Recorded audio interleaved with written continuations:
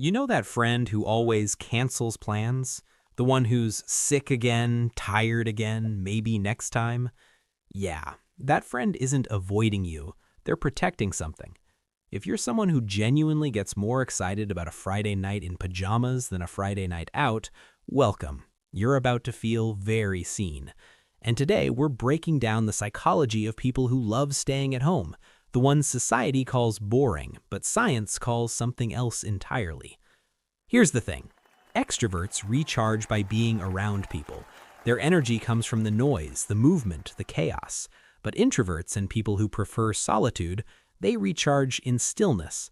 Every social interaction, even a fun one, slowly drains their battery, and home is the only charger that actually works. Psychologists call this optimal arousal theory. Some people need more stimulation to feel good. Others need less. It's not laziness or fear, it's just how their nervous system is wired. But there's more going on than just introversion.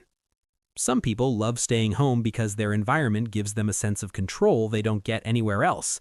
Out there, the world is unpredictable. Loud strangers, last-minute changes, small talk with people who don't care about your answer. But at home, you control the lighting, the noise, the vibe. For people with anxiety or high sensitivity, that control isn't a luxury, it's survival. Here's something wild. Studies show that people who enjoy solitude tend to be more creative, more introspective, and better at problem solving.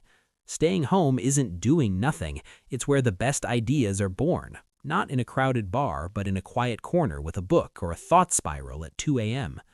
And let's be honest, society romanticizes being out there. The influencers, the party pics, the live your best life culture. But what if your best life is a documentary, some soup, and zero obligations?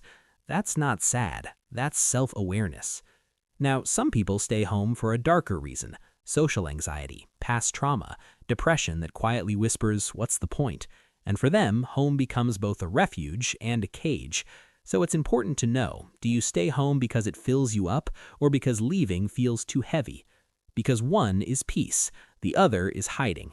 But for those who truly love staying home, they're not missing out, they're just living differently. They find joy in small rituals, the morning coffee routine, the favorite spot on the couch, the way the light hits the room at sunset, things most people rush past. Hit subscribe if you think you're this type. Psychologists say this is called low stimulation preference.